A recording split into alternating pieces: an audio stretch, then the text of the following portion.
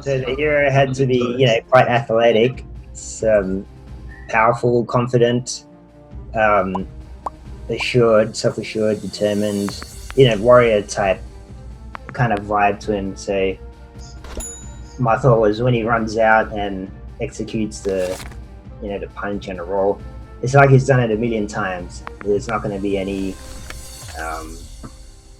you know, hesitation. Or he's not going to come out hiding from under a rock and be like, oh, should I punch that dinosaur? He's just going to go, boom, there's a dinosaur, I'm going to punch it. And a dinosaur should be, you know, primal, raw, angry, very creaturey, you know, generic creature. What we think of dinosaurs, like Jurassic World. Animalistic, heavy, teethy, and weighty, just like big, like has to feel bigger. And I think that's a good start, just to get the thought process before heading into a shot. And again, if anyone has questions, feel free to ask it, or get through Alicia, or jump on webcam. So I looked at... There's one question from Vivek. Do you always plan your shots like this, writing down the essence, description, and characters, and so on? Pretty much, yeah. Because if you, like, this is easy. This takes like, I don't know, 10 minutes. And if you go into, like, once you start working on a shot, you're going to find that your supervisor or your client are going to give you words like, oh, we need more power, or we need more weight. Can you make your hero more, you know, athletic? So you're going to get words like that thrown at you.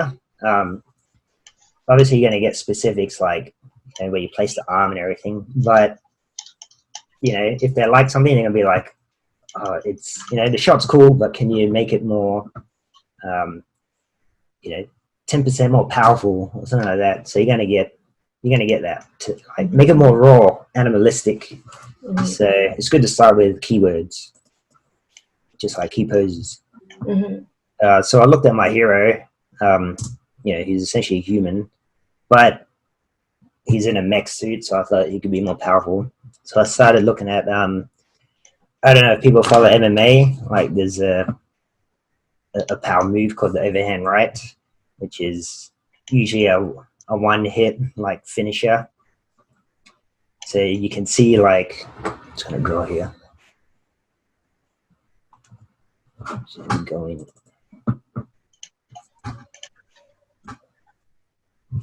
You can see how everyone just kind of leans into everyone's leaning into their hits. So there's a lot of power coming from their hips, and the punch is coming from high. So it kind of comes down, and that's just something I observed. And I used to do martial arts and boxing as well. So it's on the hips, and then the elbow kind of rises up, and there's more power when the hip comes down. So I wanted to get that feeling in the shot. And you can see here, Chocolate L, if anyone knows. Again, from the hips. So essentially, I'm looking at like in reference. I'm looking at lines in spine and where the flow is coming from, and it's all coming from here.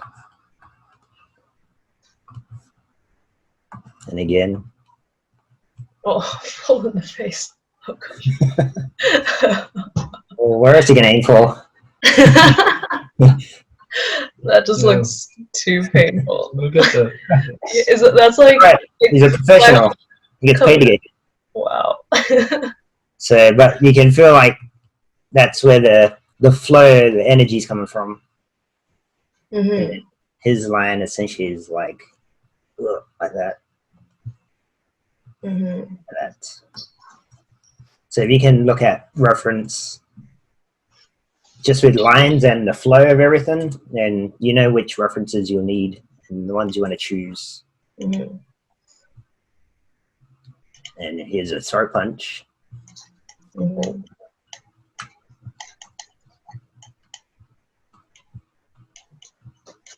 Yeah, so coming from the hips. And in like boxing, all your power actually comes from your toes. So you twist from your toes into your hips and into your shoulder and into your punch, which is all torque and it builds on each other. So that's why there's a lot of twisting, and that's why boxers skip a lot. So you can feel that. Again, in terms of lines, if you just see it with lines, that's how it's going to look. And you can already sell your poses. Put your poses in there. You can sell the hit. So I started looking at heavier punches. And turns out, like, if you Google image dinosaur punch, people love punching dinosaurs. So I'm not the only one. So you can feel that. This feels like a heavier hit now because the other ones are just humans. So now we're like going against bigger foes, punching. You know, even though like this looks like Genghis Khan, to be honest, and it's conquering dinosaurs, and you can feel like that's kind of the energy in this shot, and that feels heavier. Just in one pose, one drawing, it feels much heavier. Mm-hmm. And this is, I think that's Captain Marvel. Mm-hmm. So you can feel that's the direction of the hit. Just in like, you know, one drawing, again, one pose. And I always, when I'm looking for references, I always think of my blocking. I always work with key poses before timing or anything. Like a lot of people work with putting the ball on their hips, you know, plotting out their shot.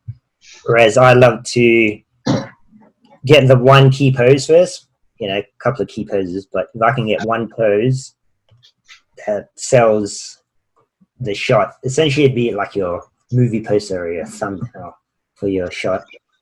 So if you can get the feeling of this dinosaur being smashed in the face, and then all the power of Captain Marvel here in this one pose, then I'm feeling pretty good about the shot. Like, that to me already sells, you know, the vibe of the shot. Like, it sells power. Mm-hmm.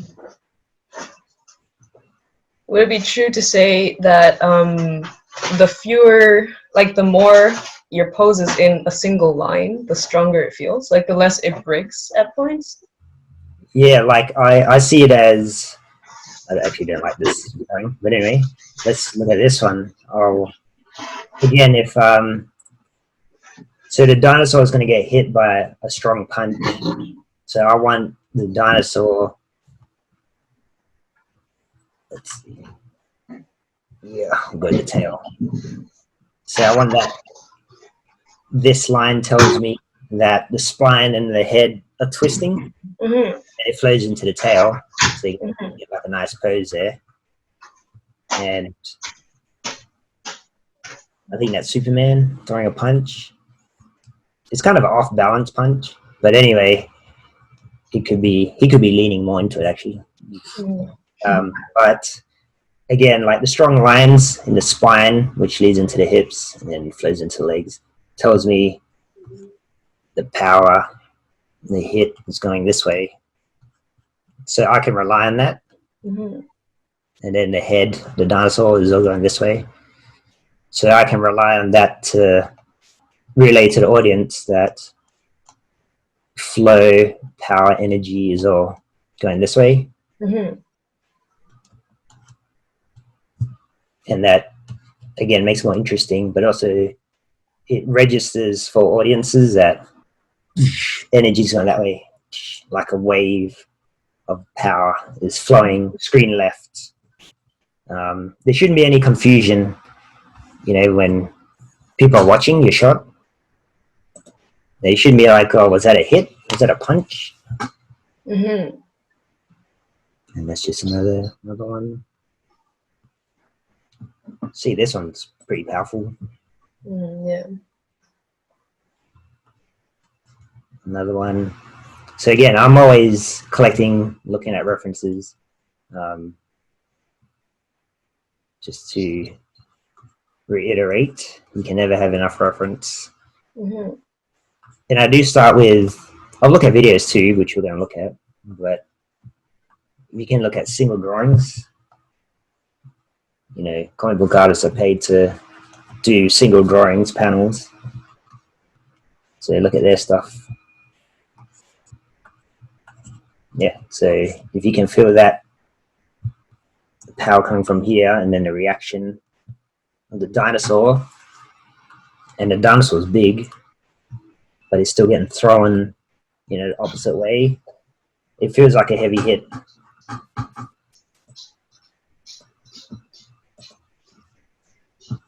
Just one more here for you.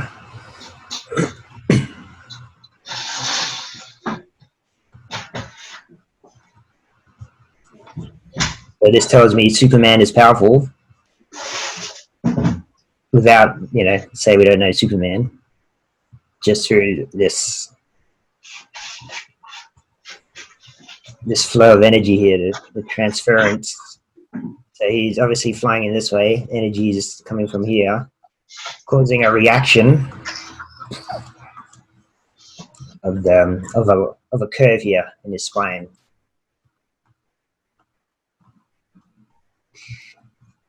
And again, flow of energy.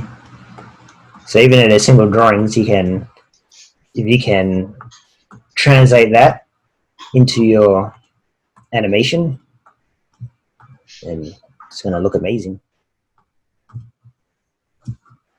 And if you look at the poses, you know, the nice strong poses and clear. So Superman, yeah, clear poses. So, you know, knee up.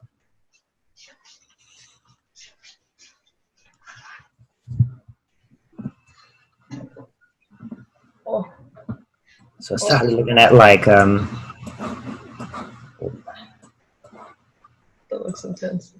yeah, like I started looking at poses of punches in the air.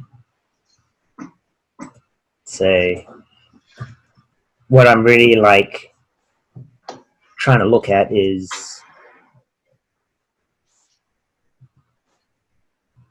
say these poses.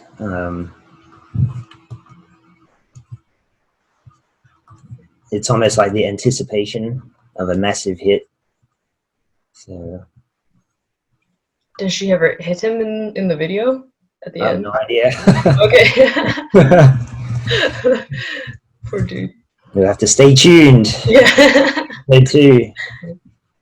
So, but yeah, I love this pose of, you know, how her legs come up, how her arm is winding up. You know, so, and her legs came up from the ground. So you know she's gonna go for this massive punch, and that was you know, one of the poses I was going for just before the big hit. It's like essentially building up that power, that anticipation. So wrestling, this guy does a cool Superman punch. It's actually what it's called. It's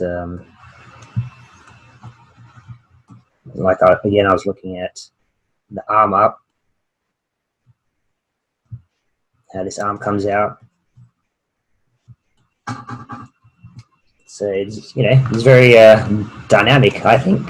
Like WWE is very showy, right? So you're going for that exaggerated pose, and then for that, obviously that big hit, which is just a glance. But yeah, he sells it in this pose.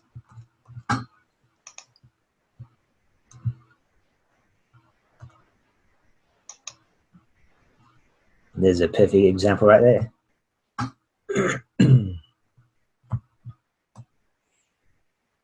See, look how clear this pose is, for example.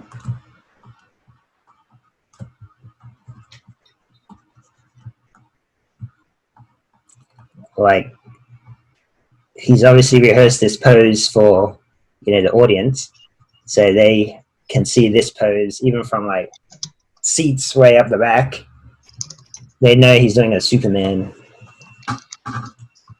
So he hits this pose and holds it, and even like a few frames in, the knee comes up even more. And you can feel the punch come in.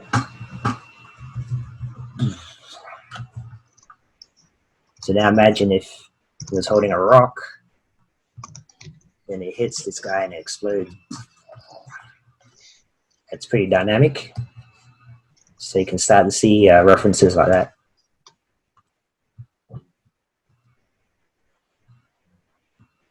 I actually ended up using this reference. I liked it because at the time I thought my hero was going to run up a you know, couple of steps as well, to jump off and punch the dinosaur.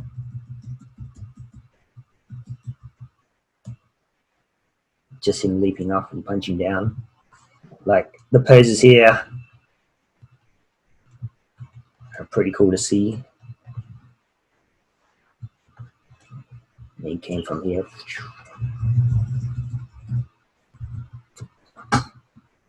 So as you can see, I'm looking at a whole ton of reference before I even touch my, and I'm going to keep looking at reference.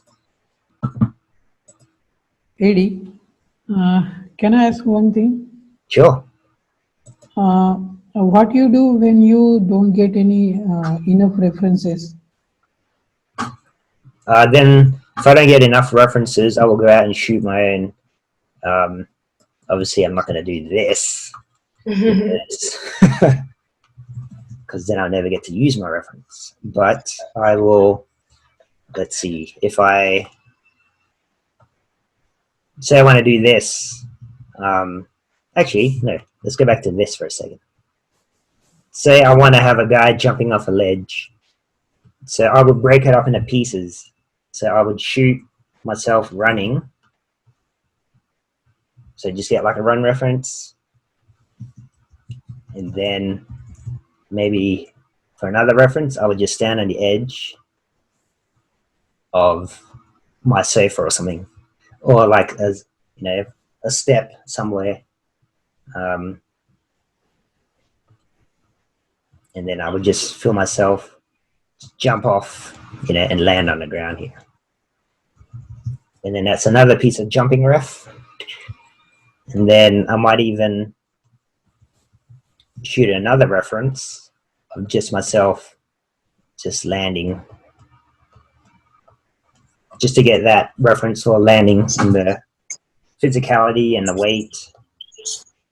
So I'd break it up into pieces, and then in my scene, or even in After Effects, I would piece it together. So I'd have my 3 run, jump, and land, put it in After Effects. So now it's one sequence. So now I run, jump, and land, and it's one sequence, even though it's cut into 3.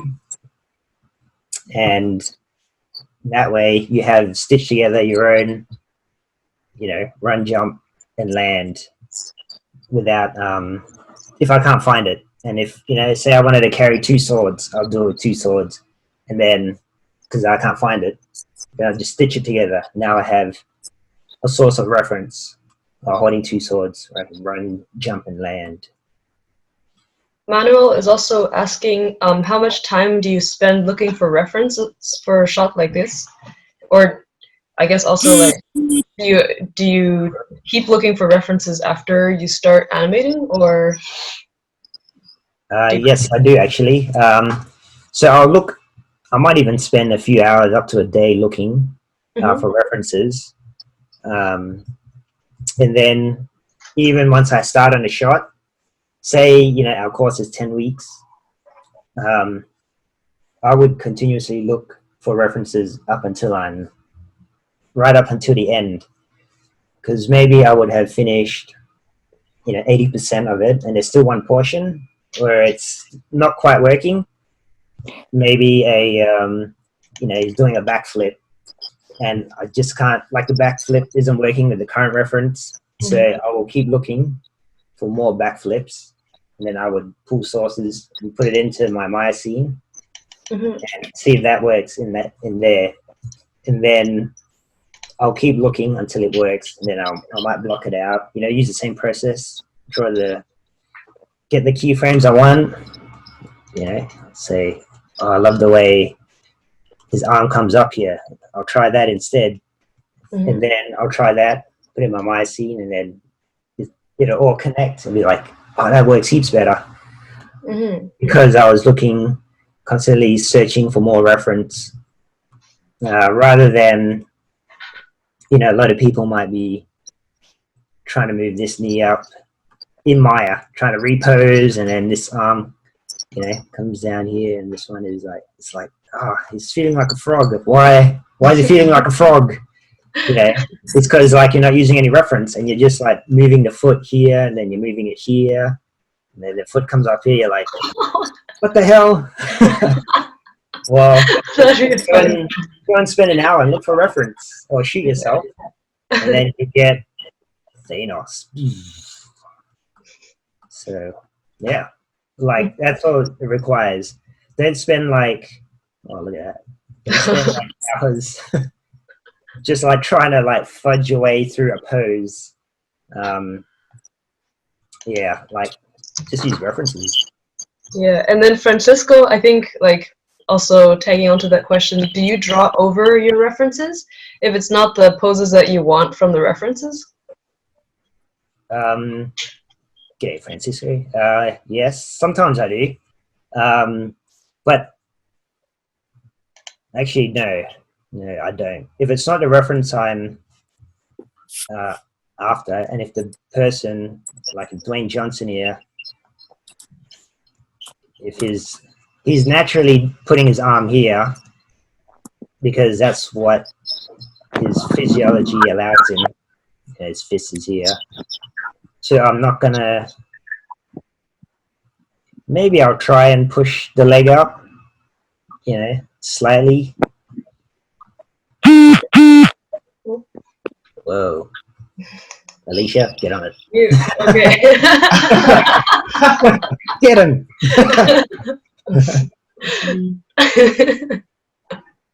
I have power. But yeah, I might slightly nudge the arm, up, but I wouldn't I necessarily wouldn't just draw an arm going up there. I would try and find, say, if you want to use Dwayne Johnson, I would try and find him in a pose where his arm is up, because maybe his head might be over here more and his chest might be down a bit more. So there's a reason why his arm isn't up there, because it's not natural, right? So if he's not doing it, if he could do it, he probably would have done it. So, and he's not. So look for another piece of ref where he's doing what you need, and then it'll feel more natural. Coolio. All right. So this was a reference I used for part of the jumping, just seeing like, just trying to look at different power hits. This one's kind of on wires, so kind of softens impact. Still good to see there. So, you know, these guys are heavy. Everyone who worked on Pack Room 1 did a great job of making everything heavy. So this feels nice and heavy. Obviously, our hero is a lot smaller, but it's good to feel the difference between a regular hit and a really heavy hit.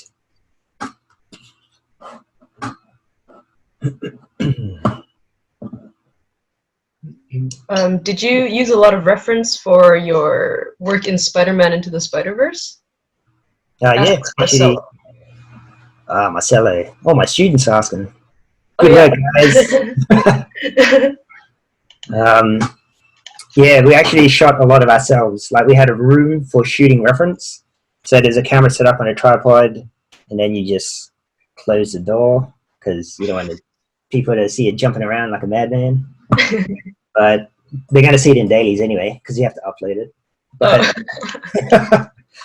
but you get to cut and choose what you need, and then you bring that in to your shot and just do the same thing. You know, I teach you guys, have your reference always in the corner. You actually have to show and approve your reference as well. So say I remember on Aladdin, I shot about 10 references. So my scene was made up of, essentially looked like this Zoom room with all these panels of myself just doing different things but saying the same line. So you got to get that signed off and get it approved, and then you can start blocking, and that saves a lot of time. Quickly show you guys reference videos.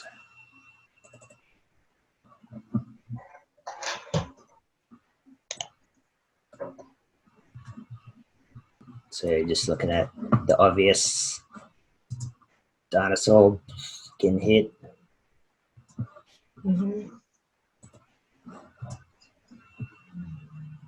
Just looking at the footsteps there.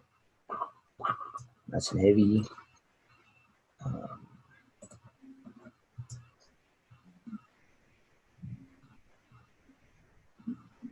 So that's pretty cool. Again, T-Rex walking in.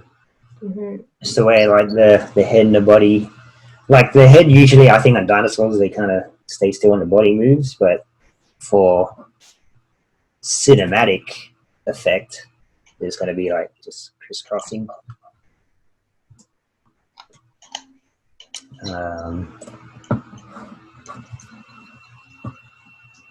Yeah, heavy footsteps I was looking at. There's that raws here, which is pretty neat. I love this raw.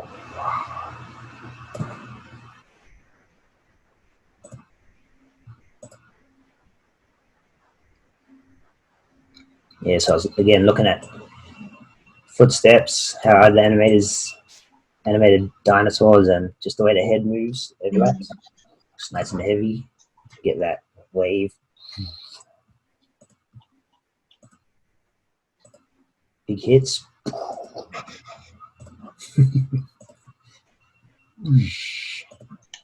Like they feel so heavy, like it's kind of satisfying, you know. Just this massive. So that's also what I was trying to get in the shot, just something like satisfying. So my hero has to land as well. So I actually like this reference. Now, where's my drawer?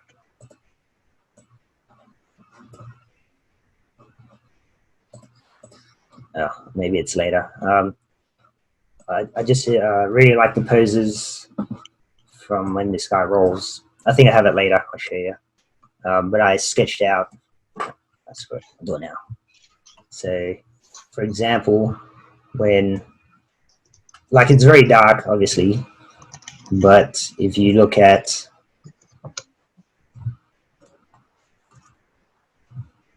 how he's falling, I'll take out poses like that. And then just the way the knee bends here, and the leg.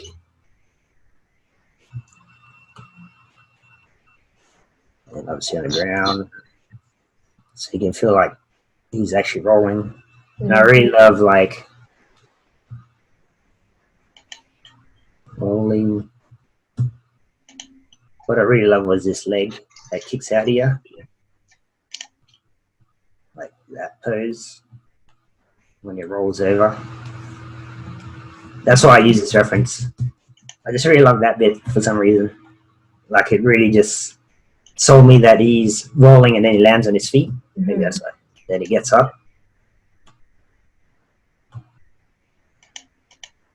But then he actually kicks the soccer ball into the wall and into his face. Actually? Yeah. But we didn't need that. But that's what he does afterwards. He's like, yeah, kick the ball. But I love these poses, like the legs here. So I use that in my shot. Just a question for myself. Do you ever change the timing of reference? Like you like this reference, but it's you want it to be slower or feel heavier or something, so you change timing here and there? Or do you usually keep it at the same? Yeah. Like, it's a good question, Alicia. Actually, I do. If I like find, because a lot of times when we shoot our own reference, we're a lot less punchier than our characters. So in animation, there's obviously you hit your poses and then you get to another pose. It feels like a lot quicker because that's why the mocap feels floaty. You compare it in a sense because it's just real life. So a lot of times I would do exactly that and condense down my own reference that I shot or find, and I would then get the key poses out of that. So if I shot reference and I love the poses that I did, and it has to squeeze in from say 50 to 25, I'll just condense it down, and you'll be a lot quicker in your reference, but you get the key poses and you can fill in the transitions as you go. But yes, I do. So cool. thanks for asking that. Thanks. So more like animal reference for dinosaur. I just didn't want to rely on looking at other movies. So I looked at the way like crocodiles behaved. Just looking at their weight as they twist. I think Claude was asking earlier, or someone was asking earlier, what other reference I use. So like lots of real life animals, just to make it more believable for us to relate to things that are alive today, because dinosaurs were kind of guessing, right? We have no idea, but to make it relatable, we're bringing in all these animals that are alive today because we recognize how they move. So if you look at, see how the head moves here, nice and weighty, that pulls the chest, and then you see here on the turn, so the head here, it's going to go this way, and it's going to curl the body. And that's how just imagine this as a T-Rex. So you get your, obviously they have long legs, but if you get your T-Rex, if the head moves screen right, it's going to pull the body the same way. Like obviously you have more hips as it steps, but the way the body moves and feels heavy, and even like getting this nice head leading this chest here. But see how the tail is a nice line, so that the line in the spine that connects to the head. So that feels nice, and like you feel like the muscle and bone in the body. It's not just like empty geometry that's just moving and turning. You can feel like muscle and bone and flesh underneath and organs, right? on this turn, it's like squishing together. It's kind of what you want. There's two questions. One from Kshiti, who's asking, how do you make sure that the creature feels heavy and realistic? And by creatures, they mean mythical or dinosaurs.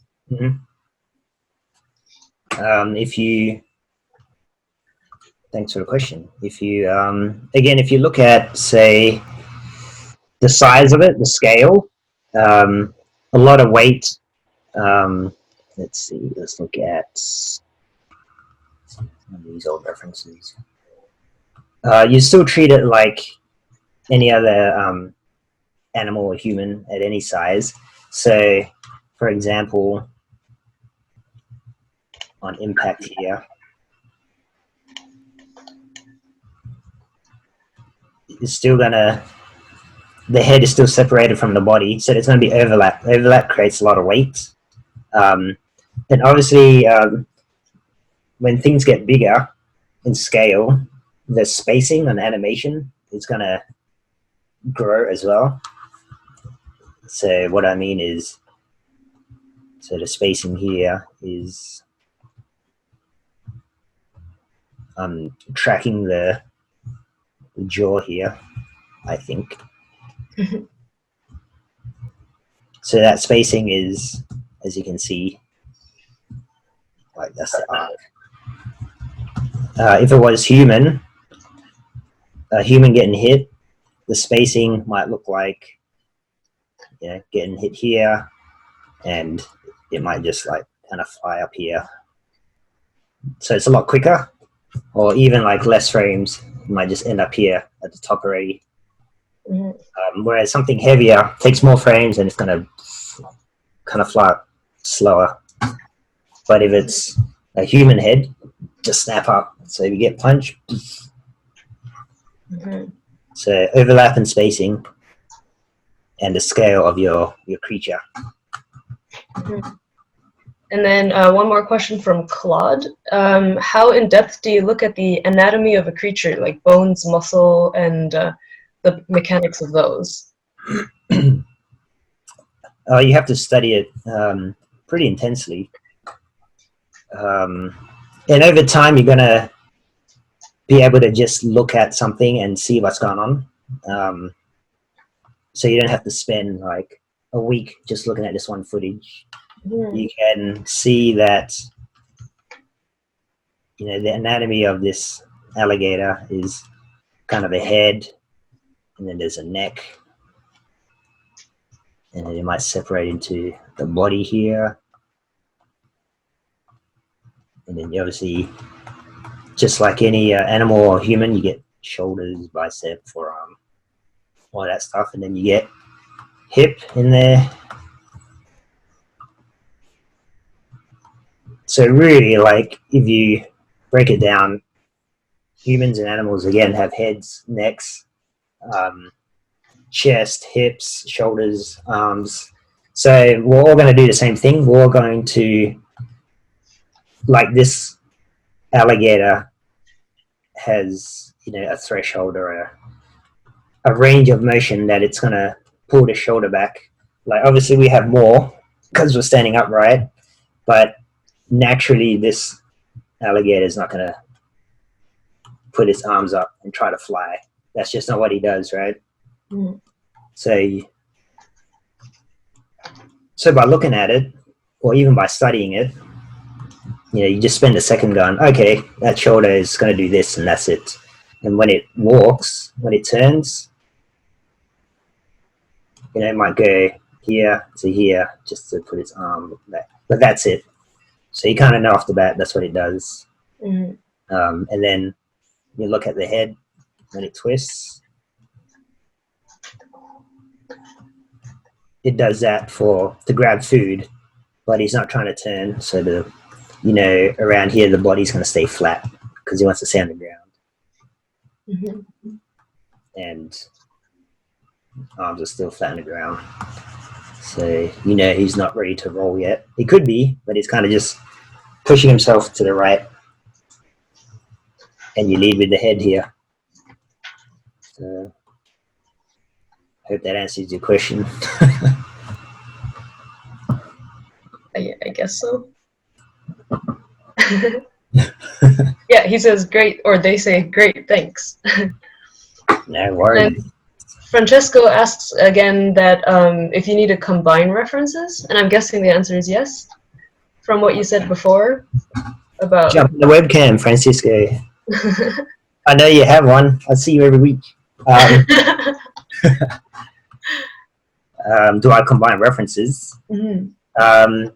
Yeah, I mentioned earlier stitching references together to create a sequence. In that sense, I do. I do combine references a lot, actually.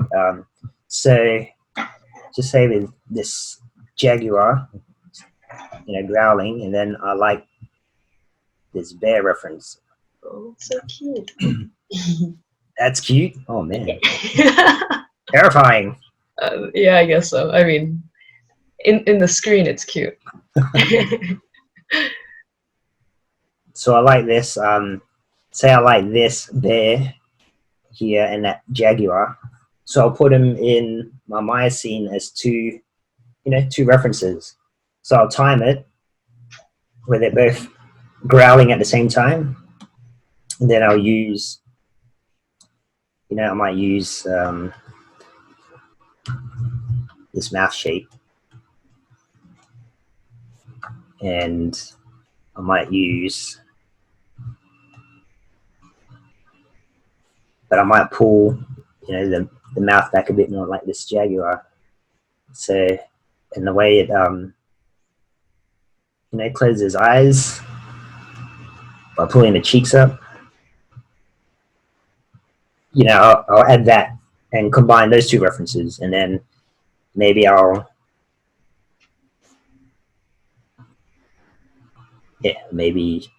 like the neck stuff, or maybe if it had a tongue, I like the tongue, and I'll add that in from this reference. Things like that, yeah, I'll definitely combine it. Mm-hmm. Oh, here's a tongue one. So maybe I like this tongue reference, and then I'll put this one in with the other two. I'll be like, oh, that's cool how it falls between. Actually, this tongue comes out.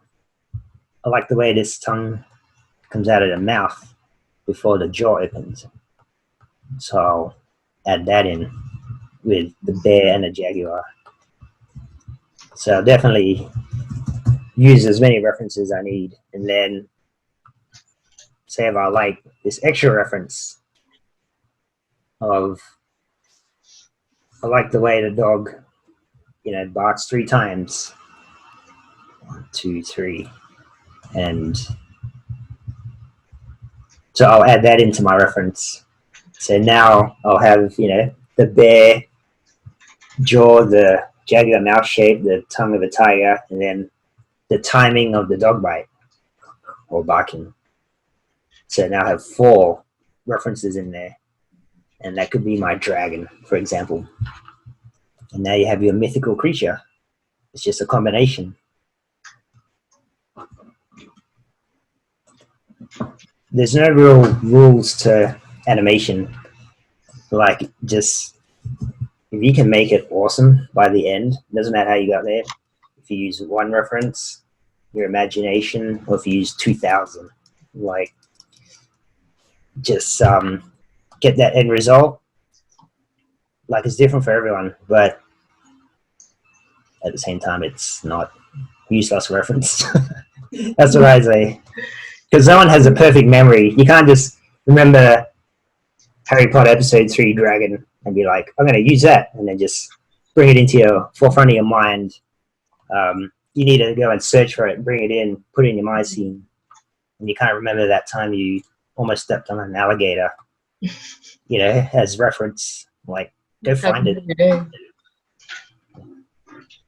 It's in Australia, crocodiles everywhere. That's terrifying. So this is, a nice biting reference. Skin. Yeah, there's a lot of skin. If you remember my shot, there's like the dinosaur hits the rocks with its neck. So You can see giraffes doing the same move with less intensity, but they kind of, this is how they fight each other actually,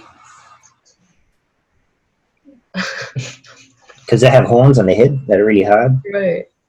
Oh my gosh. If anyone watches Nat Geo, I had no idea they fight. yeah, so they're fighting over females. Yeah. Wow. Yeah, it gets quite brutal. Yeah. Until one of them collapses, like they'll hit them in the leg and then they collapse. Really? Oh my gosh. Yeah, That's so scary. so it's good to see. And I use this reference as well because I kind of had that in my shot where I like the idea of the dinosaur crashing through and just kind of coming out of appearing out of the debris. Mm-hmm. So I had a similar idea.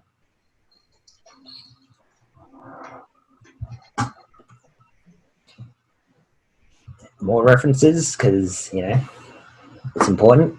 I looked at physicality of animals. So big, heavy animals.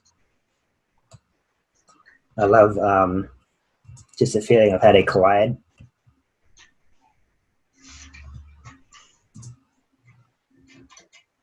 You can feel the primal, the rawness in their fighting.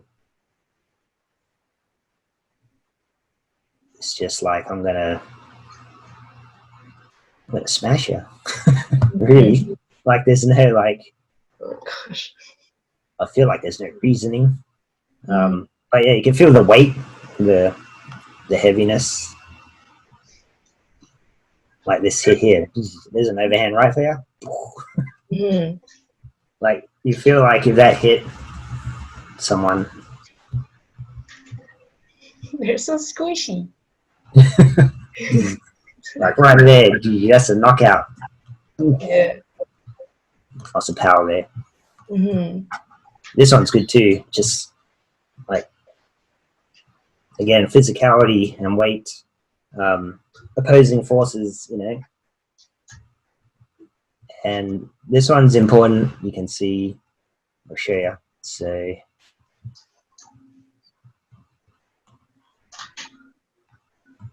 you can feel this guy more stretched out. He's more balanced in his pose, right? Whereas this guy, he's kind of buckling. His spine is, his C shape is a lot more squished. So you can feel that this guy's going to overpower. So there's actually a good note for you guys to take. Mm-hmm. So his pose is way more off balance.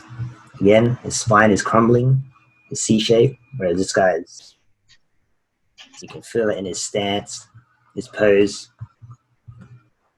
like he's gonna overpower and dominate. Mm-hmm. And then eventually he does. So you can feel everything moving screen right now. And eventually, yeah, it just all gets overpowered. Mm-hmm.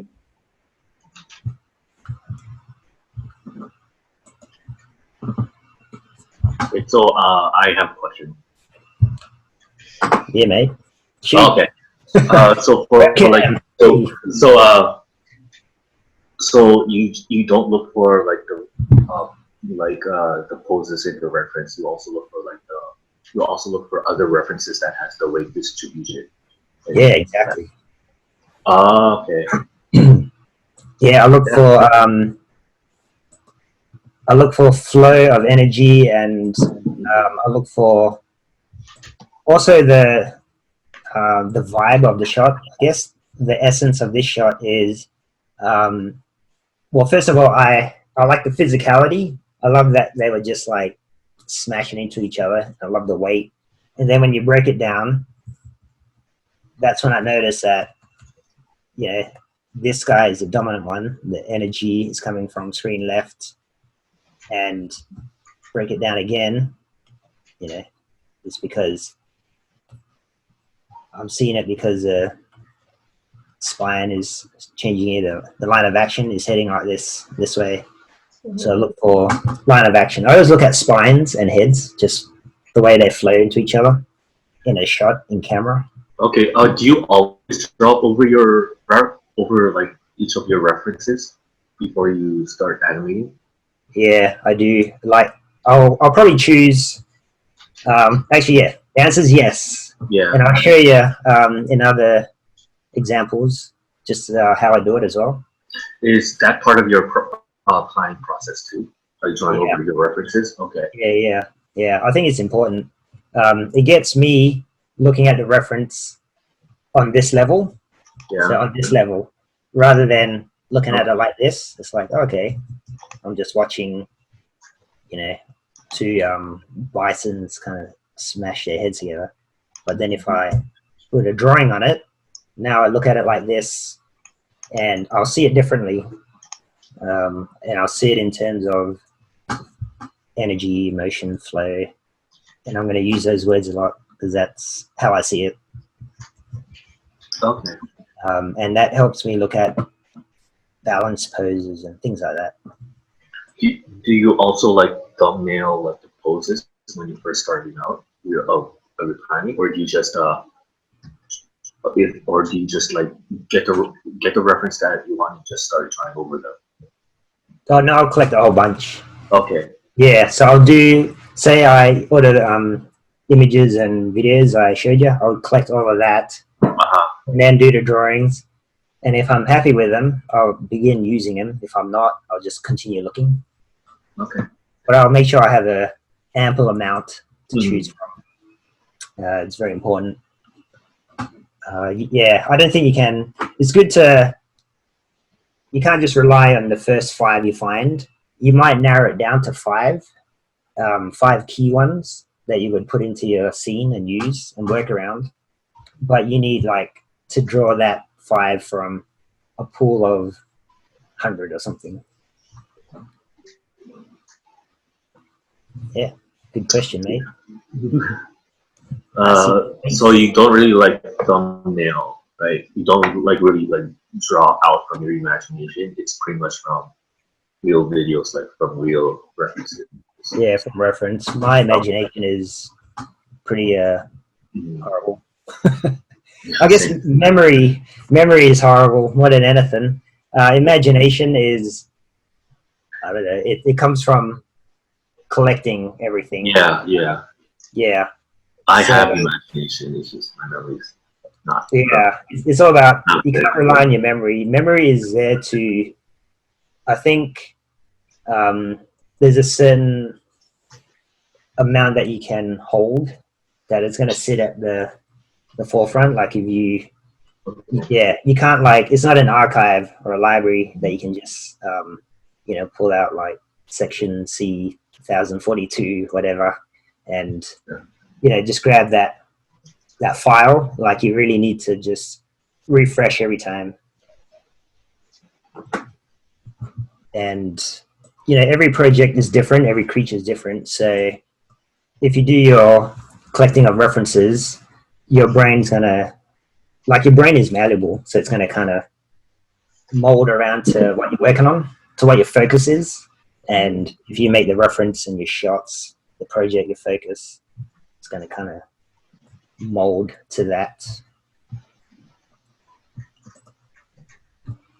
But yeah, thanks for the question, mate. Thanks for the answer. Anytime.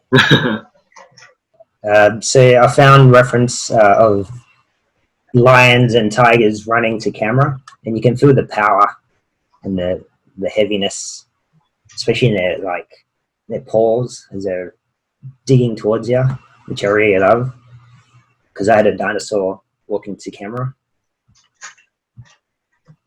And I love seeing large cats. I think they're beautiful creatures.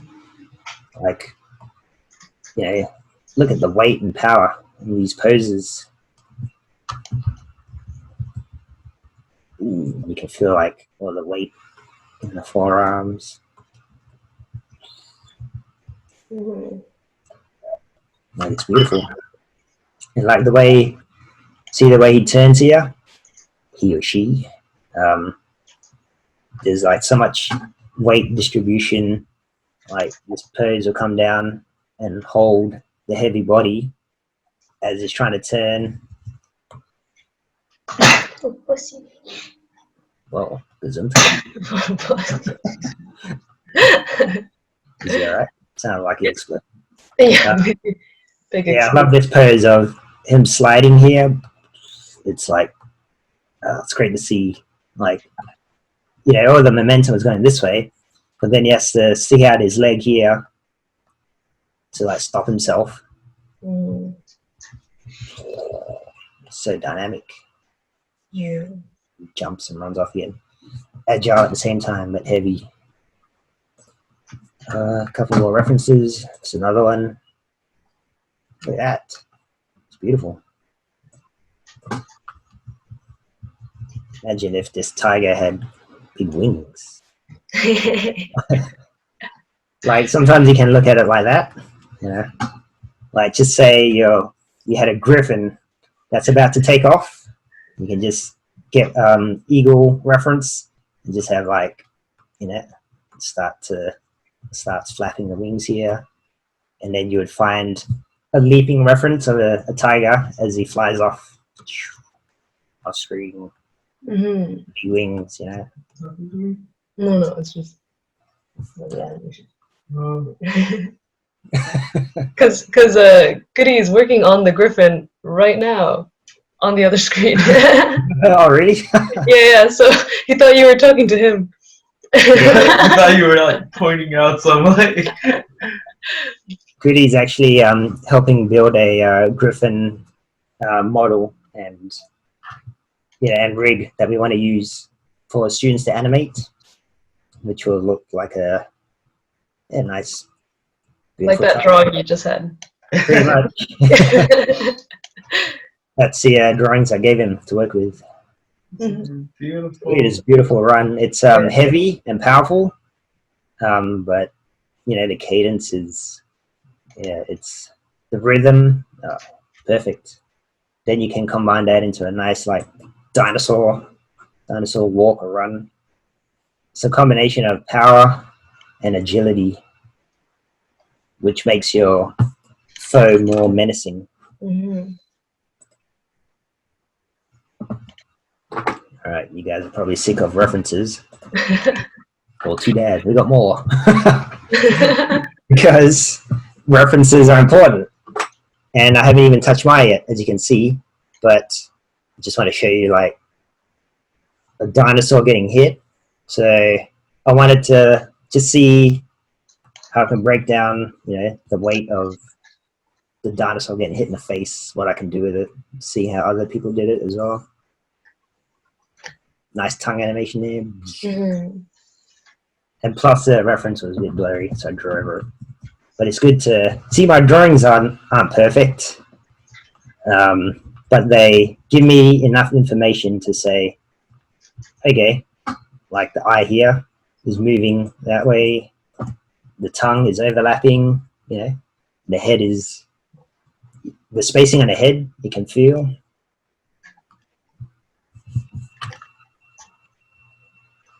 And Kong smashing a dinosaur, but you can see how the whole dinosaur turns in the spine,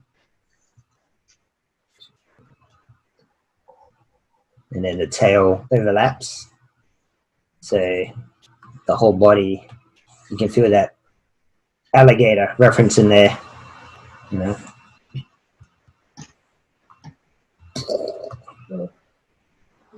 Feel the weight of this hit. Also, I love the the rock smashing in the face, which is in my shot. So you want to get that same vibe.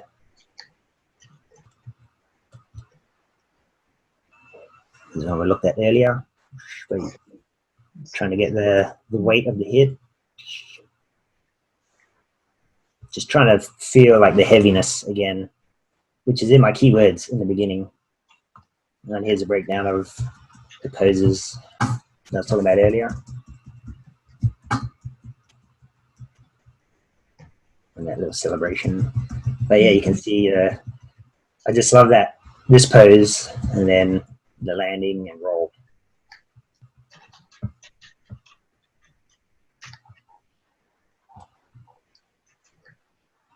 Again, heavy hits.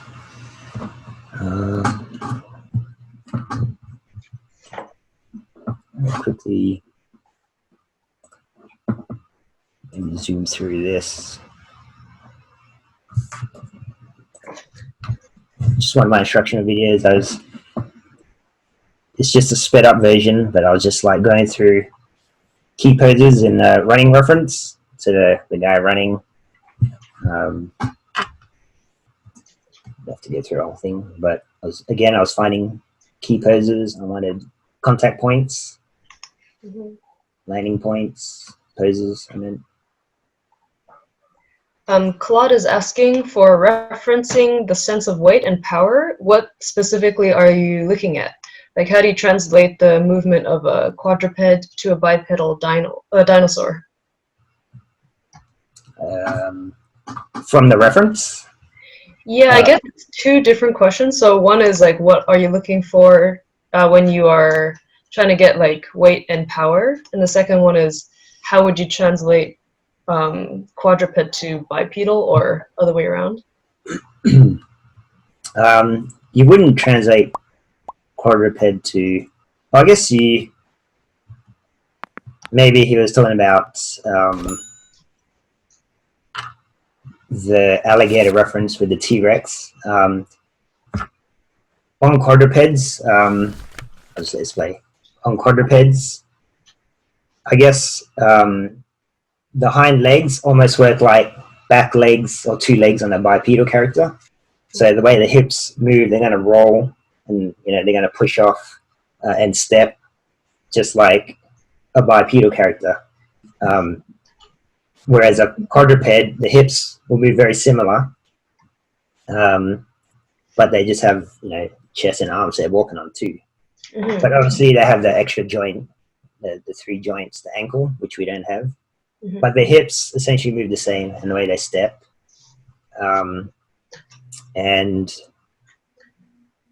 the first question was, how do you sell weight on a step? Yeah, so I think when you're looking at reference, what do you look at to get to see the weight and power? Okay. Good question. I'm just going to jump out of this for a sec. Where can I? So, oh wait. No, sorry. I was going to say, it's all about the hip. So I always get everyone to sell their weight by having, say, a foot or an elbow. If it's bent, if it's leaning on something, it's bent, and then to sell the weight, you get the full extension. So like this one, for example.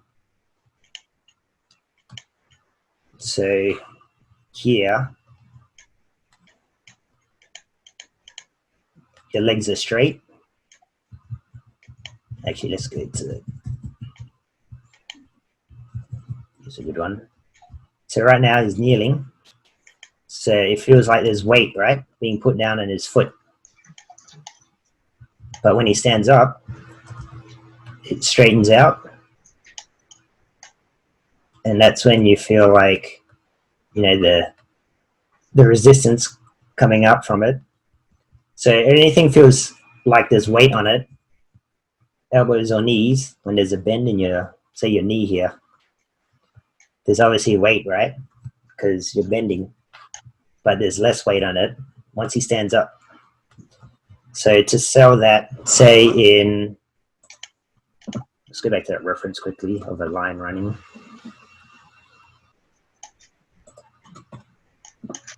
Let's go with this one.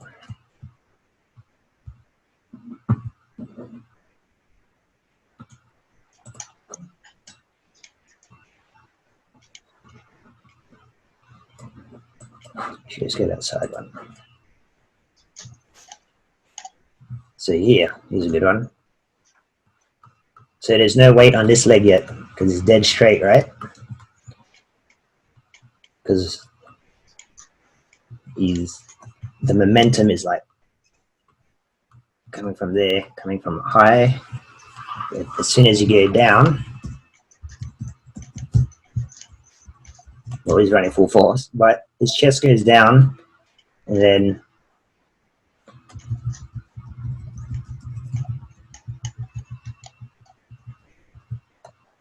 there'd be pressure on the shoulder.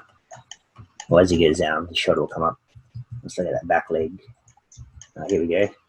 This one's a better example. Straight, coming down, hips are coming down. And then on the next frame, you can see it. It kind of looks like that. Because the hips came down, and when the hips come down, it bends the knee. Whereas the hips are higher, but it's still coming down. And then here, it's lower again, so it's bent.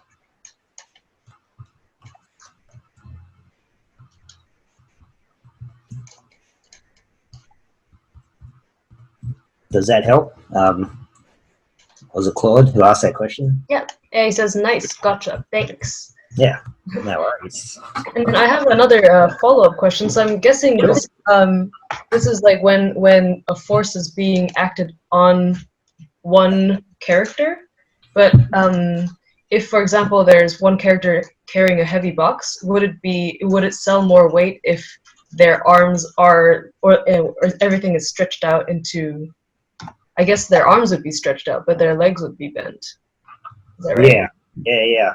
Okay. So it depends on their spine shape, right? So lion, tiger, liger is running and the chest coming up. So the hips go down.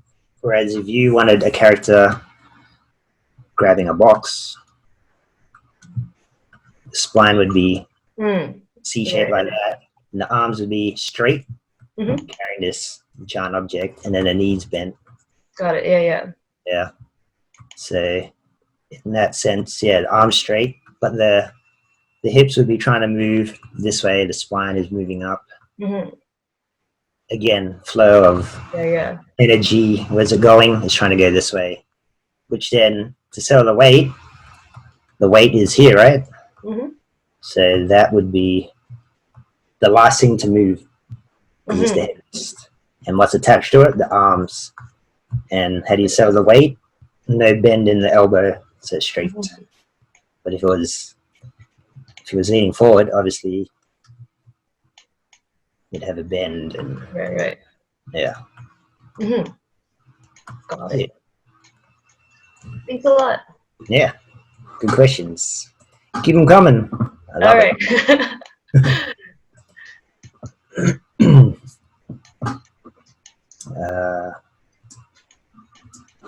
Oh yeah. So I'll just quickly go through this. So this was okay. Finally, we're in Maya, and let's just start in the middle. And now I'm posing out using the reference, the run reference, the jump, and I took away the running and then the jumping, so I didn't really need the landing portion of this. But the way frames, taking the frames from the reference and using ghosting tool. There's a BH ghosting tool, Brian Hogan, or you can clone your mesh and just have it plotted out in your Maya scene, and then that way you can visualize all your movements and flow with all your poses in the scene. So it kind of looks like this. And then, so you can have a look at your stride length, the lengthy jumps, things like that, to make sure it all connects, from, say, from this foot. It has to be correct, moving into, and that foot going over there, and then that all has to be correct distance and world space. This foot has to land here, so it has to feel correct. Otherwise, it's not going to feel like a full run. Like your character has to cover the correct distance. And another way I showed that is, I'm going to jump to this one quickly.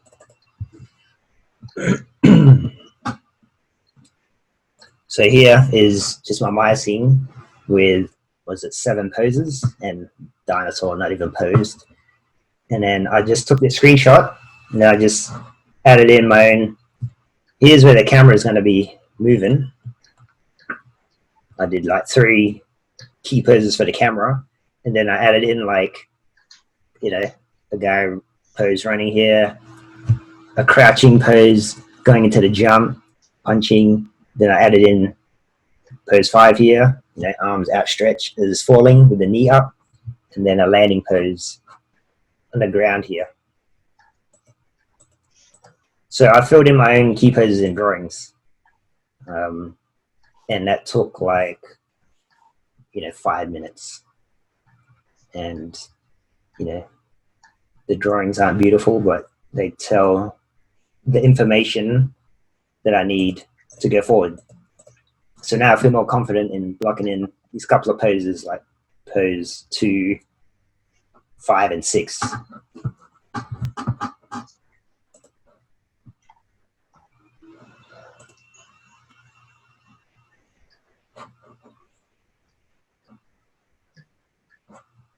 I like the dead look in the eyes of the unanimated T-Rex when he was standing there. Which one in there? The one that you showed before. Just All from, right. yeah. He's like, what's going on? Yeah. A little bit of sympathy towards the Yeah. You can see here I stitched together the 3 references. So running, jump, and then picked up the jump from the other shot into a flying punch, because I love that punching action, and I added in action lines. And then I actually time ramped it here to slow it down, so I need to fill that in with reference. But then I stitched in the landing, and then as you can see, my roll is blocked off that landing.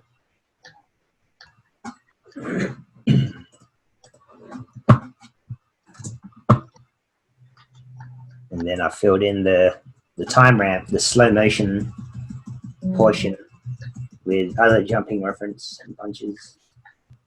Nice. And then again, this landing. Gotta have that leg in there, that leg kick out. Then, you know, just some dinosaur walking.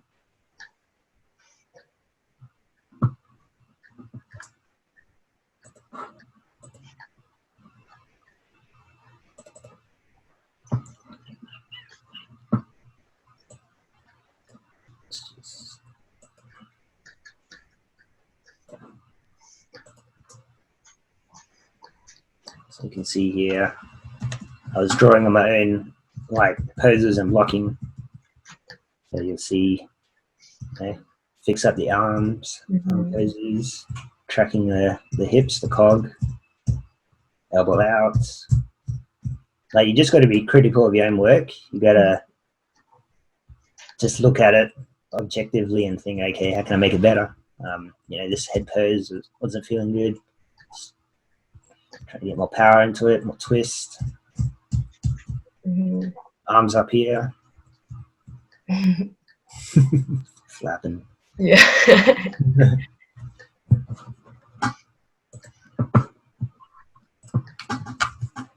And, you know, I didn't like how my dinosaur was feeling. I was just blocking anyway. So it's like, add more weight in the step. Losing my voice. Oh no. Water. Going through puberty or something. So you can see, like, so young.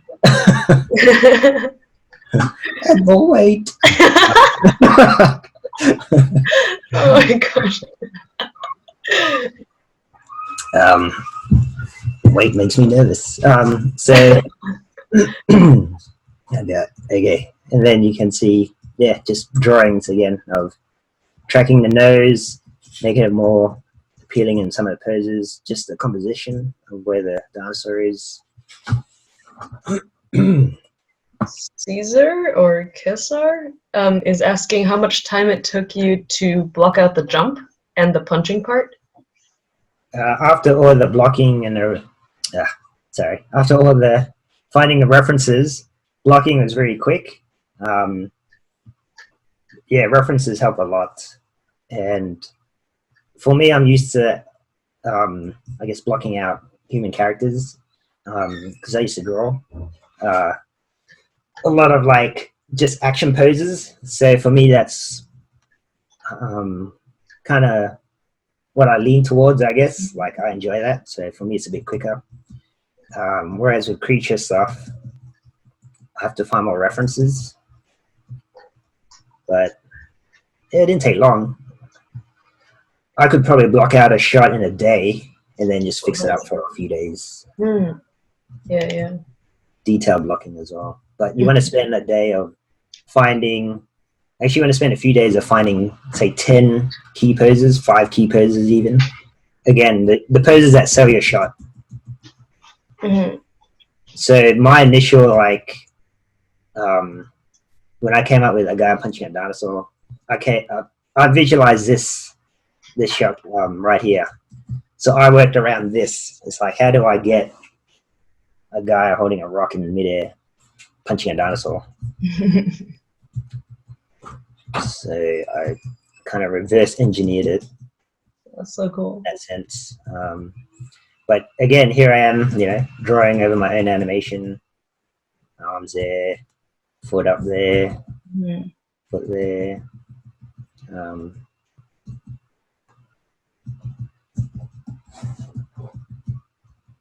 Yeah, like, you know, checking the arcs and arm there. Yeah. Yeah, you have to look at it that way. You have to give yourself notes, and if you give yourself notes, you actually get better at looking at animation. Tracking the nose here. Yeah. Tracking the, you know, I thought the gravity of the hero was just, he was hanging in air for too long. Who's right? That's hilarious. What? Someone's writing a question onto the screen. What? How do you do that? I don't know. Is this you, Eddie? That's not me. Oh, oh, they erased. You didn't even ask the question. How do you get? That's hilarious. Yeah, I was working on the gravity, just to get that correct. Yeah, if someone has that question, they can ask it. How do you get? How do you get what? Leaving us in suspense. Yeah, so good.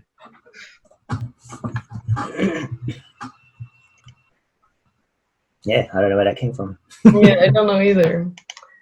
I'll inquire in the group chat. Ghost question. Yeah. Some kind of like AI.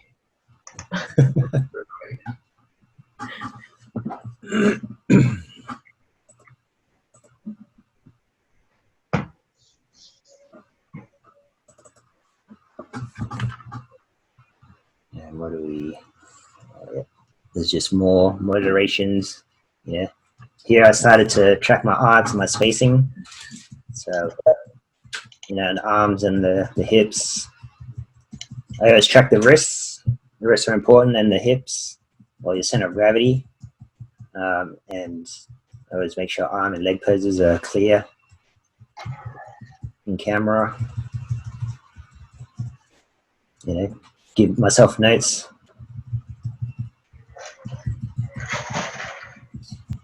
I track like you can see the neck here, the top of the neck, and the wrists, tail notes. Not Yeah, like yeah. you get those at work. What's that? Not like you get enough of those tail notes at work. Yeah, exactly.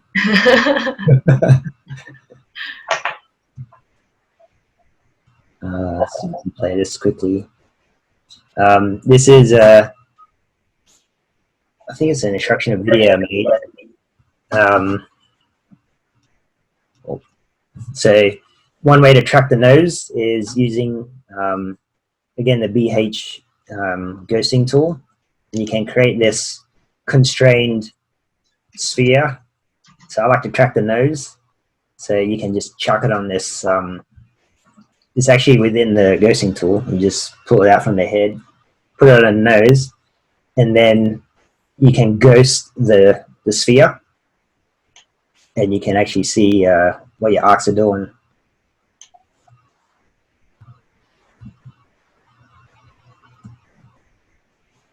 Let me jump ahead. So here, you can see, let's make it faster.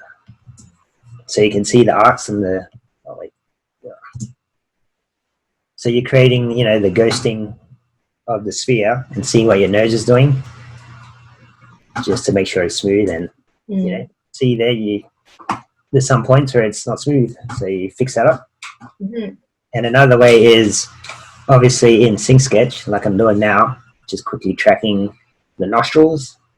That's what I do, and then this should show you exporting from Sync Sketch as a grease pencil file into your Maya scene, and then you can import it into your Maya scene, like I have here. And then once that's in there, you just resize it, and then now it's in your Maya scene to fix up from your drawing. That's so cool. Yeah. Caesar is asking if you don't use the Animbot arc tool. I think it's pretty good, but it slows it down as well.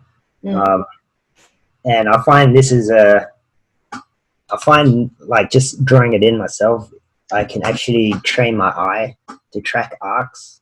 I'm not relying on a computer.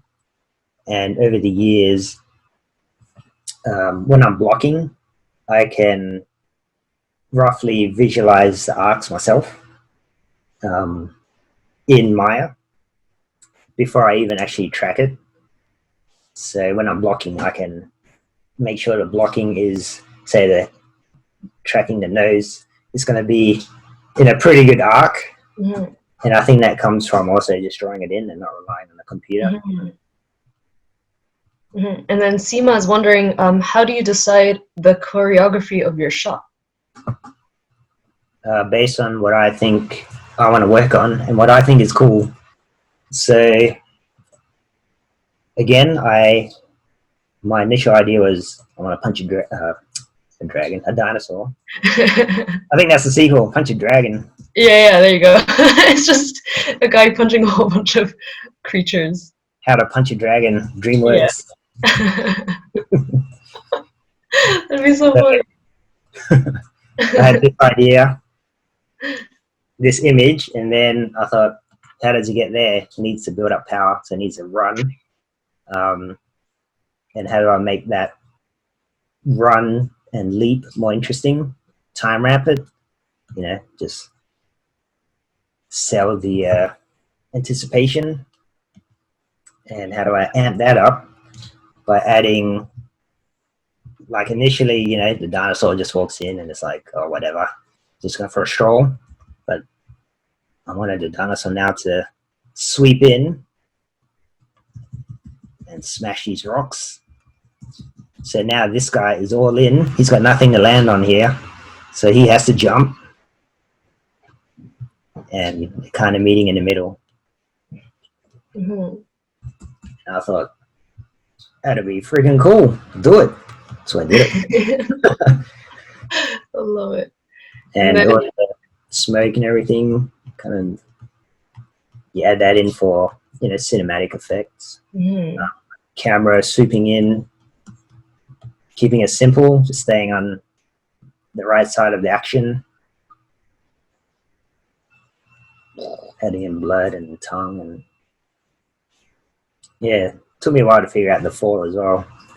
So I made added notes here to hit another cliff on the other side. So it's like a double hit. Yeah. So just like and it just falls down. It's like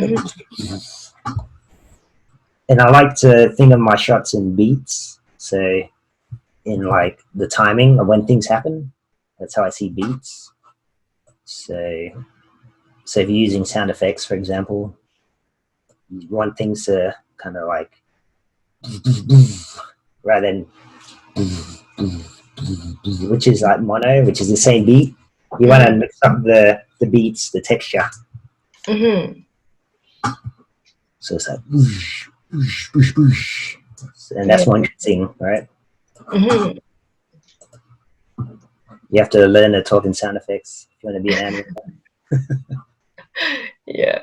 So Anim Soup always comes in and goes when he looks at your guys' stuff. and we just nod.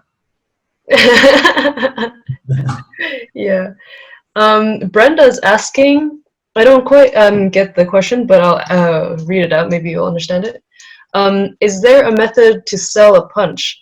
Animating the contact a few frames, hold, and then acceleration or moving the punched head before contact? Actually, there's a bit of, yeah, combine all of that, actually. So, okay, Brenda.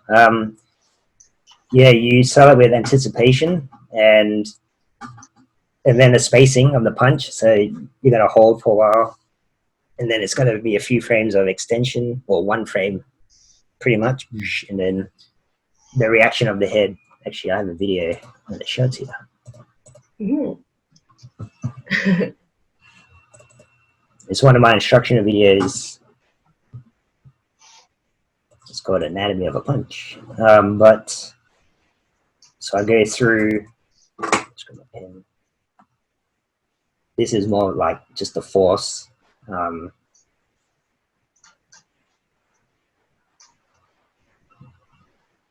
Let's see. Let's look here, for example.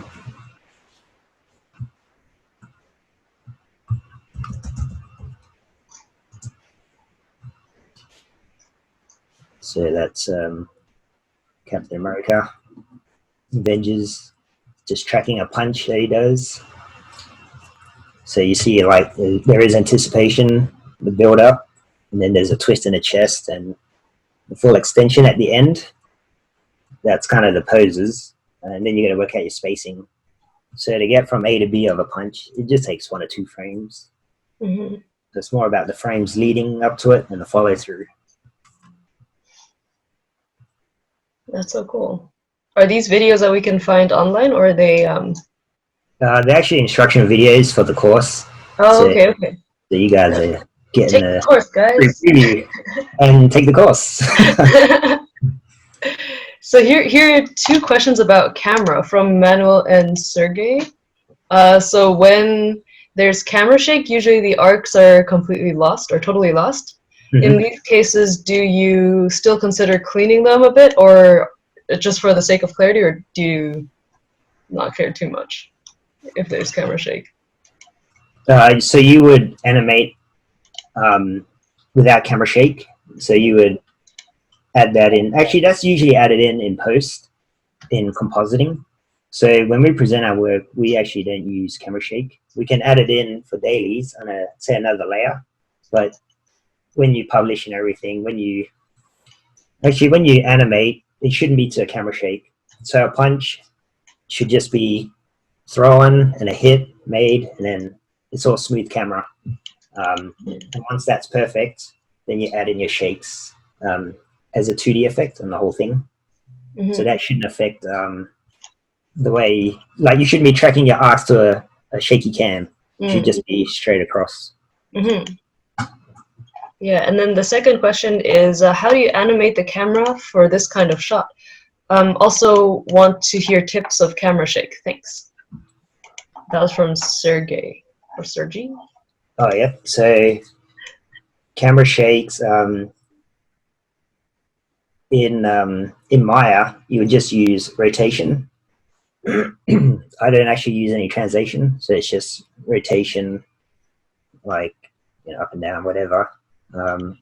And I would usually do it maybe depending on the camera shake, depending on like if it's an explosion or if it's a punch, you do it either on it or maybe a frame after.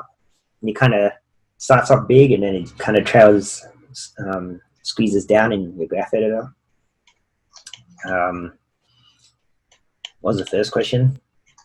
No, you already answered the first question. Oh, what was the second question then?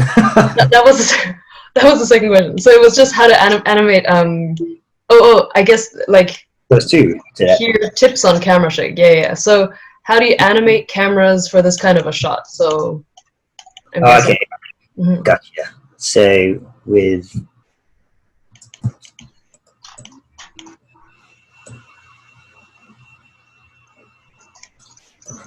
hold on, not playing well here. Sorry, I didn't realize there was two questions. It's all right. So camera shakes, I would add in. Say here, there's a little bit. Actually, it's always on the impacts, right? So on the you want to sell hits, you want to make them heavy, and it's always on the parts where there's impact. So here, the dinosaur hits the rocks, so you're going to get heavy rumbling, and I think Pranav's asleep. I can see him in my. So you know, there's going to be rock, smoke. That's where you have heavy,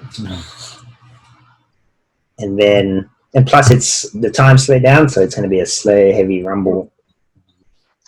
And then when you get a quicker hit, like the punch, that's going to be more jarring and quicker, like, and it's going to end quicker. So that's how I saw the two different camera shakes. So slow rumble, and then a quick, and then obviously at the end, the dinosaur lands, hits the side cliff, and then on the ground. So you're gonna add in a couple of rumbles there just to sell the dinosaur's weight. Yeah. So yeah, I hope that helps. And then here's the rendered, Oh, nice. semi-rendered, but it's not finished. But Ganesh, yeah, did a great job on That's awesome. on lighting and just trying to find some cool ambient lighting, mood lighting. Yeah, cool effects in there. Lighting is stuff. I think so. Someone was you hired someone to light it for you, right? Goodies. Yeah. Oh. Yeah. So Ganesh cool. was actually doing effects on one of the shots, and then he wanted to just do some lighting himself on it. Oh, nice. And in our courses, you get effects, so you will Get the full package.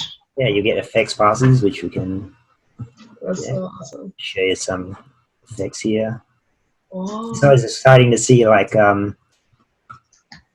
your shot come alive with effects, and it brings your animation into the scene. I think that's why I think it's important to have effects just to finish it off. You don't necessarily need lighting, I think, for your animation reel, but this one gets a bit crazy, which I love. Yeah. But yeah, it all helps. Just brings it together. It's that final cherry on top. Yeah. So yeah, That's beautiful. that's pretty neat. Yeah, it is. Awesome. So I'm at the brief. I think that's about it for things to show. But yeah, feel free to ask questions. Jump on the webcam if you want. Or you can ask it in the chat box, and I can read it out again. Yeah, or even now I can look in the chat box. Mm-hmm. I need to bring it up.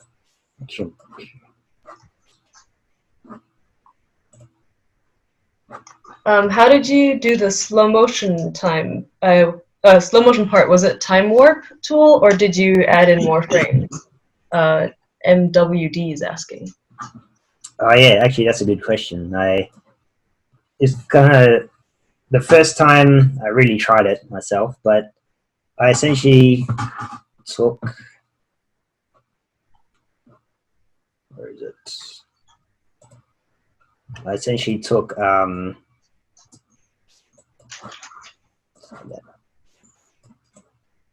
So I had animated all in like just real time, jumping, punching, and then I took where I wanted to jump from.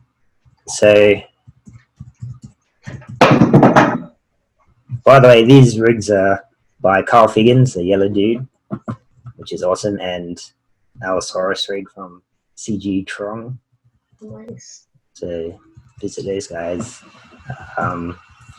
So I took like, I grabbed all the keys in the animation in the scene, say, and I keyed it from this frame, and then I grabbed all the keys, selected everything, keyed it in this frame, and I just pretty much in Maya just dragged it out, the whole everything.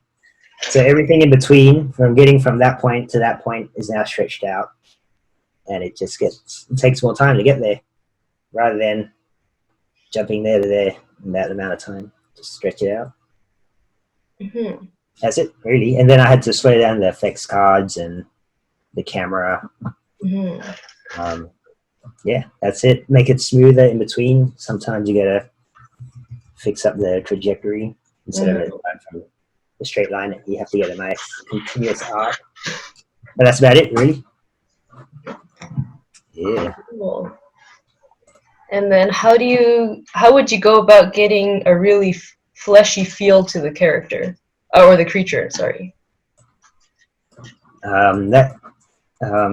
That is kind of built into your rig controls. So if you have, let me go. So if you have like sub controls, which this guy did on his neck, he had like little controls on his neck and a couple on his belly, so they would rotate. So you can do some sub animation. So when when the neck, the head goes up, you can animate these rotating back and forth. This is without sims. I didn't have any sims, and then you can animate the belly just on each step, just kind of doing this jiggle,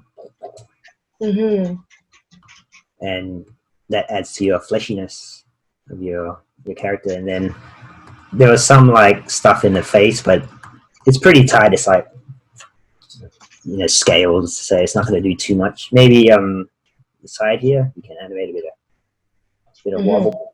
Just on 1 or 2 frames, like every 1 or 2 frames for about 10 frames as a dinosaur's drawing. And you can just kind of jiggle.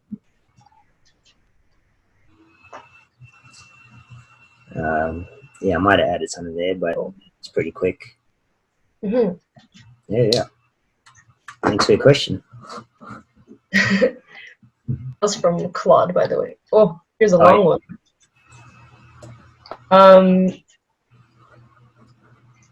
Is there any tips for realism for keeping things subtle, like the wobble as well as things like overshoot, squash, stretch, and so on? I find that oftentimes it ends up too cartoony. It depends on, again, your shot. But if you want to keep it, if it's too cartoony, then just pull it back a bit. The key to making it not cartoony is keeping it on model. So if your hero here,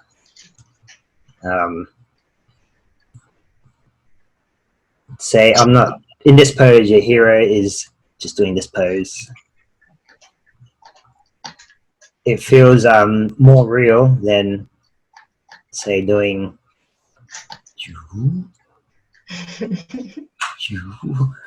That looks real. Oh my gosh. As nice as it looks, I mean, you can do a movie like that, but it's because your limbs and your character are not on model, so your stretch mode is getting stretched, so which starts to defy, human, like real physics in a way. So keep it on model, and it's going to feel a lot more real. And that goes for like if you're doing lip wobble or something, you don't want it to if you're doing too much for too long, then it's just going to look out of place. And again, just by looking at it by eye, if you're doing a crazy wobble, if it looks too much, just pull it back. If you're thinking to yourself it looks cartoony, just pull it back, because the thought has already entered your mind. But if you're thinking it looks pretty cool, then it's good. Go with it. And then I'm guessing also for like animation timing, I'm guessing a lot here. That cartoony is more snappy, so they do like bam, snap, bam, pose, bam. And then if it's more realistic, maybe it'll be a little bit more like the poses flow together. I might be wrong, but yeah, no, it's true. Like say if you're getting from, just a quick example. Let's go back up here. So from jumping up here, like maybe a really cartoony exaggeration is going from crouched, and then you would transition, like, you know, your arms would kind of flow like that. nice. Yeah, into, yeah, so it's all about your transitions. So that's more cartoony, obviously. Whereas I use a reference from real life, and just does like there's a pose for jumping, and there's no like extreme anticipation. It's just like using that momentum and getting into this jumping pose. So yes, that will make it less cartoony or more. Awesome. Thanks for the answers. No worries. And then MWD has another follow-up question for the they're wondering if you're stretching out the frames or the spaces between the frames, like you said, will it have any issues?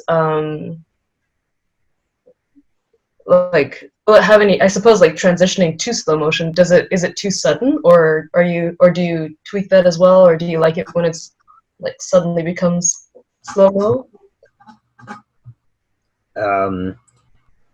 So in the time ramp section? Yeah. Or as in like coming out of it? Yeah, I suppose like going in and coming out of the... Yeah, like if you go back into real time, so slow, and then there's a few frames of just going back into real time. Yeah, it's okay if it feels fine with like 2 or 3 frames. Again, if your character's on model and if the poses flow into each other, it's just going back. It's going to feel quick because you go from slow to real time. So the time ramp is, obviously going to tell your brain that there's a speed up. Speed up is just to speed up back to real time. It's not speeding up beyond real time. But yeah, it's fine to use a couple of frames. I used about 2-3 frames, and it's fine as long as the poses are correct and they flow into each other. Like, there's a big jump there, but I'm following this line of action, so the brain registers that the action is a nice curve, and then that curve is the flowing energy to push the head and the jaw, the lip overlap of this giant head, screen left. And then there's follow through on the head, because that sells the power that's still carrying through, even though this guy's already gone. The energy is carrying through, and it's going to carry through because now the dinosaur is going to fall this way. So you can see it tumbling down here, and that all came from up here. And that's an appealing shape to follow. Yeah, that's essentially Fibonacci, isn't it? which is natural. It's in our DNA. Yeah. But yeah, does that answer your question? I hope so. I hope I I asked think the it answers question your properly. question. Sorry? I said I think it answers your question. Yeah, yeah. That's good enough.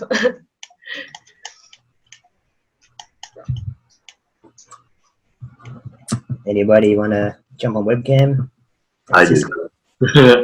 You're already there. So yeah, so I was just like waiting until you were done answering this Oh question. yeah, no worries. For like little accents in weight and like that fleshiness, Mhm. is that like a mixture of mocap and keyframe, or is it? You mean like in? No, you can. Yeah, mocap will capture a lot of that, but if you're good with reference and if you're good with Yeah, collecting, using the references in a correct way, you're gonna find like mocap animation is different. Like it's gonna be quite real. Yeah. Keyframe is different, but yeah, you can capture nuances for sure with mocap. But in keyframe, yeah, like again, just pay close attention to your references. Like for example, you know how I was showing you guys that leg kick out from the roll. What was appealing to me was that it just Ali picked it up from reference. You know, the way that leg kicked out from landing and rolling, and it kicks out because I'm going to bring it up. Kicks out because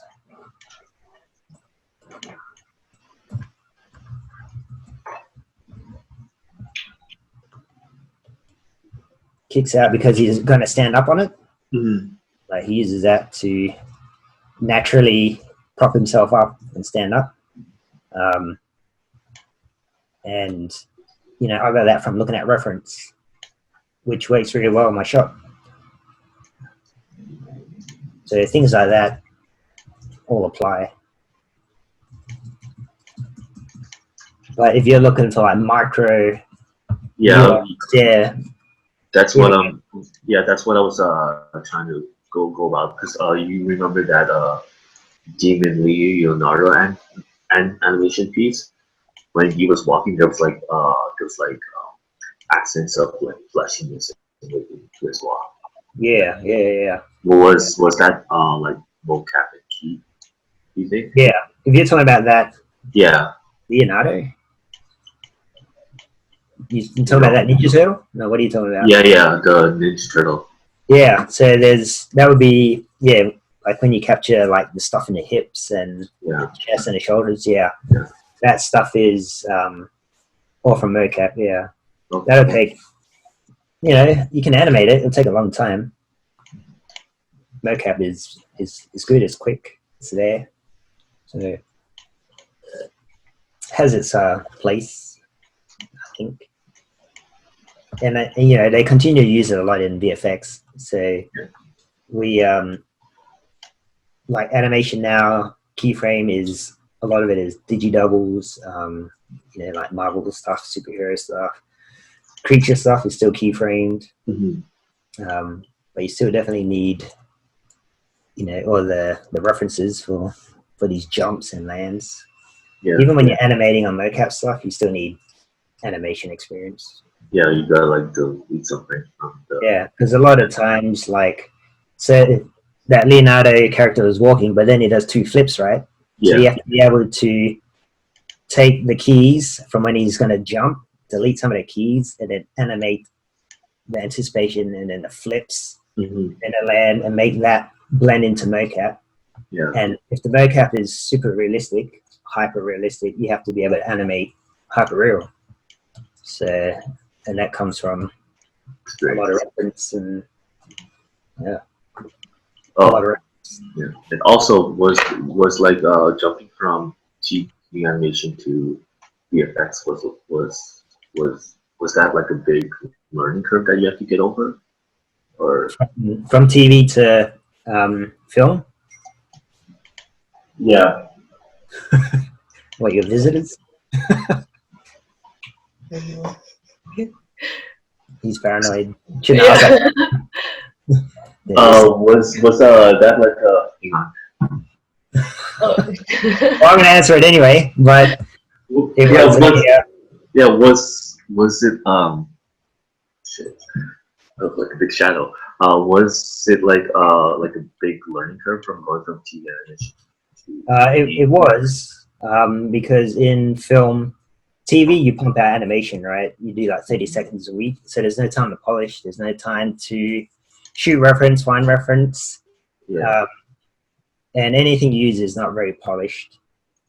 So in film, you have time to do this whole process that we went through: look for reference, think about your shot, and then put together a sequence of references and then polish it. You'll find in film, you'll probably spend weeks and weeks in blocking, which is working out the beats of your shot. Yeah. And to an extent, it's pretty clean. It's not super polished, but it's very, very clean. And that can go on for weeks and weeks, and then you might polish for, like, once it's approved for blocking, which is essentially client approved, then you might spend 5 days polishing, 3 days polishing. But for the longest time, it's considered detailed blocking. Okay. So you would, I would say, like, I call it blocking because they could change the last portion into another beat, add in a beat or take away a beat, so the shot could still change. Yeah. Yeah, but it's pretty clean blocking in that sense. Okay. This is a good time to ask Ankit's question, which is what websites would you use for finding quick references? Because, for example, if you don't have a lot of time in production, for example, I'm guessing maybe in TV production or TV series and stuff like that. Yep, I use, if you can see here at the bottom here, I'll Google image GIFs. So that's a really quick way to grab small clips. Say if I wanted, guy jumping off rooftop, and then put GIF at the end and see what pops up. And you'll see like a whole bunch of idiots jumping off rooftops. You can, look on your Shutterstock, free stock footage there. Just put free stock footage and then, lion roaring or like tiger jump, and you'll get a whole bunch as well. And you can save them with watermarks. So it's fine with watermarks because they're free, and you only need it for reference anyway. So there's a whole bunch there. Getty videos or Getty images is another good one. But pretty much, those three I use, and then Sync Sketch I'm a fan of. So if you have access to that, you can just upload all your references, into Sync Sketch, and then you can draw on it. And then, you can go through the process of what I showed you, outputting it if you need to, or even just looking at your reference in Sync Sketch, tracking arcs. Again, you're training your eye. So that's a good process, I think. Thanks for your question. Yeah.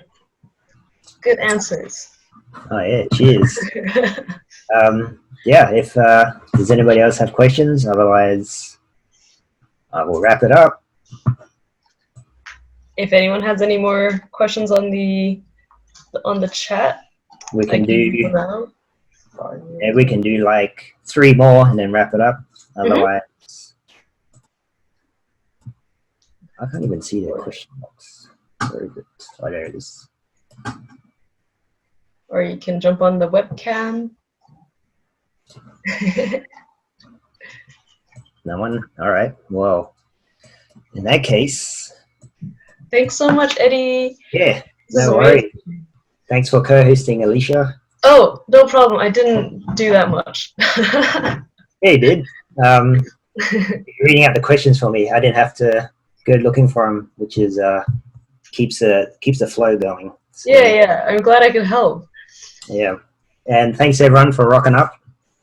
Hope it was you know, entertaining and informative. And Yeah, super apologies for educational. apologies for the last minute change. But yeah, it happens. And now you're stuck with me. So Oh, what? That's terrible. you guys fell for it. All right. Cool. Thank you All so right, guys. much. Have a good one. I'm going to upload this, onto the website. And if you have any questions about our courses or, the webinar, or if you want to email me anything, just reach out on greggriffin369@gmail.com. Go to our website, griffinanimationacademy.com, and just find us on Facebook, Instagram, all the good stuff, LinkedIn. But yeah, reach out. We'll do this All right, again thank you. soon. Thanks again, Alicia. Thanks, guys. Thank you, Eddie. This was amazing. Yeah, no worries.